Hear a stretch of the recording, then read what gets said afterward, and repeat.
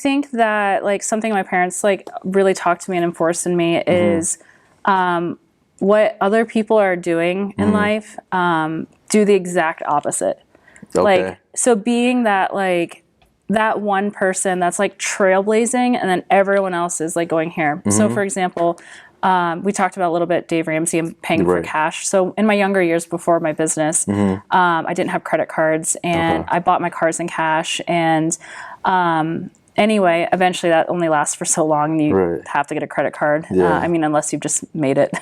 But yeah, so it's really hard because I feel like, especially in my industry, like it's really easy to do things like for clout or because it looks good. Yeah, it looks good. Like that's like I mean, that's pretty much what doing hair is, like making it look good. Yeah, and like hair people are usually a little over the top and loud and like even like I feel like in the community of my family, like I feel like my mom, like I'd pick my mom up from the airport and she'd be like, "Oh, you're not driving a Mercedes," and I was like, okay. Your mom's my real mom, my Filipino. But like you know how that is. If you're Asian, you know. I don't have to explain it, but if you don't, if you know, you know. Yeah, exactly. So like but real quick, it's like I don't even know how to explain it. Like a lot of Vietnamese people are kind of like this. They like the shiny stuff, but it's also because they came from nothing. Totally. And the opportunity of America is so great. And I think that's like what drives a lot of like minority, like especially like I know your parents own a business, like and I feel like it really drives for us, like we want to do well and our parents really want us to do well because like my family back home lives in a fort that doesn't even have windows. It's like a cutout. So that's crazy. Like, yeah, but it's funny because like, you know, you go to the houses and like as soon as you open the door, it's like gold, like everywhere. Like, and they have their Mercedes pulling up. But no, my dad always wanted me. My dad's American. He's white, and so I drive a Kia Sportage. It cost me $10,000. It's ugly. It's red, not my ideal color. But I mean, at the time when I needed a car. I was in a place with my business where I was growing so much. I wanted all of my money in my business to go to my business. And I didn't want, like, I didn't know how much payments are, like, because I had paid cash for everything car wise. And like, I know girls are driving like Range Rovers, no offense, like amazing. I'm glad you do. Right. But those payments are like $1,100 a month. That is insane. That is somebody's, that's more than most people's rent. Like, and like, maybe at some point, maybe if I'm a millionaire, then I'm like, okay, great, I'm gonna have a Range Rover. But me right now, like, I travel a lot. I want to have a lot of flexible income, and so I think it's put your money towards that. Totally. So I think it's super important, and like, you know, with this next generation, I have Coco. I know you have a daughter. Is like really teaching them like what is the value of money for you. For me, like. I've made some irresponsible choices, and I don't think a lot of people put light on that. You want to talk about like the successes of life, like, like my income's growing and doing this, but I've made like really dumb like choices, impulsive choices. A lot. And I hate that for me. And so, so I think like having my daughter, she's a year old. I've been like trying to center myself and like really focus on like, what kind of person do I want her to be? How do I want her to value money? You know what I mean? Yeah. Because so you think that's like you're gonna control that by telling them, like, or teaching her? I think like actions, right? Yeah. So I think like, you know, for example, driving like a modest car, like, and you know, I'm sure later on in life she's gonna be like, oh, why don't we have this or why don't we have that? It's a natural question. And I think it's like it's good to be like, you know, I would rather do this. Not put down other people for what they have, but letting them know we have the opportunity and the choice, and I choose this because this is the life I want to live. Do you think you got that mindset and like discipline from your dad, or what totally? Do you think I think that my dad is very. I think he's like, for the most part, really responsible, and he doesn't care about what people think. My dad's the kind of person that goes to a high-end restaurant, spends $1,000 at dinner, but shows up in paint on his pants, holes on them, and one shorts. Like, you know what I mean? Like, that's funny. I can relate. Yeah. Like, it's just not impressive to me. Yeah. Like, it's cool. Like, if you have something cool, like, it's cool, but it's like not something I'm not gonna flush my account for it. Yeah.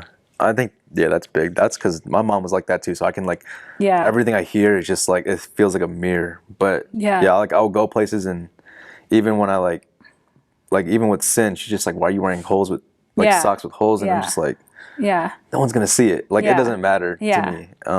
It's easy to get caught up. I really Yeah. try not to. Sometimes I do, but I think it's just like as long as you have like a where you keep reevaluating yourself and you keep readdressing yourself, like what am I doing? Am I growing like spiritually? Am I growing like financially, business? Like Right. just keep having those conversations with yourself because we're not perfect. And I think it's just a matter of like how do we move forward? Do you think that mindset was always with you when you were going through all this grind of like the first 3 years? And I think it's like maturity. I think it's like after like you've like made mistakes and you know like my husband, he's very responsible and I'm like I'm not as, even though I have like money, like I have like retirement money and things like that. My day-to-day money I'm crazy with, and so I think my husband like having to check me and telling me like I don't know who you think you are, like you know what I mean. So I think that the maturity of like of making a ton of mistakes and then like because you know with us like if we don't have money to like pay our bills, it's so easy to like pick up a client and then be like, oh, I'm gonna work a little more today, where a lot of people don't have that opportunity. And so it lets us like spend crazy because we can make crazy money. So I think that's a big check on like, because I feel like right now what's so popular are everyone's wanting to be an entrepreneur. But I hate to say this, but like, I'm sorry, if you're working 20 hours a week, you're not an entrepreneur, that's a hobby. Like truly. Sure. So I want to level out like all these young people that think that they're calling themselves entrepreneurs because that's shit. Put in the grind. There's so much that needs to be done in a business that like, there's no way you should only have 20 hours of work to do. Like if you put in the time and then you eventually get to working 20 hours, good for you. But like, it just cracks me up. Like this whole entrepreneur movement, which I'm obviously an entrepreneur. I love it. You're an entrepreneur, but I'm sick of like these, like, I feel like it's a lot of younger people that social media made it cool. I hate it. How did you, you never struggled with like thinking like that? Like your what? mindset, like when I start making some decent money and I'm just gonna like chill out, like. So my work ethic is my number one, what is the word? Strength and my number one weakness. Why do you say it's a weakness? Oh, it's like I don't drink, I don't like do anything like crazy. But I'll tell you, work is like so addicting for me and. Before having kids, I would work 100 hours a week. And that is crazy. Because like not all I cared about, but a large force of what I cared about was making money. Because I wanted to make money to have what I want, do what I want, live whatever I want, because that's just how I was. And it's addicting to like be able to make $30,000 in a month. Like for sure. It's addicting to be able to go in and buy go into Louis Vuitton, buy your purse, like cash because you worked for it. But here's the thing, the caveat is, what do you give up for that lifestyle? You know, you either give up, you're going to be in debt because you're going to put it on a credit card, or you're going to give up because you're going to work all the time and you're going to work your life away. And like, that's one thing with, you know, growing up with my mom, like we live in a trailer park. She worked all the time just to be able to pay, like to live in a trailer park because she didn't have like a degree or anything. And it was a reality check for me when I realized how much of life I was missing out on. So I think my work ethic, like, yes, I love my work ethic. Everyone, if someone was to describe me, they would say I work hard. But I hate it because it's something I have to check myself all the time because I love to work and I love to make money. And it's something you're born with. I think you're either you're a workhorse or you're living or you're lazy. You know, is that bad? No, I don't know if it's something you're born with, but I think being born with it is very with this possible. kind of addiction. With your level, this is. I mean, because like, what was the first thing you said when I walked in? Are you always at this level?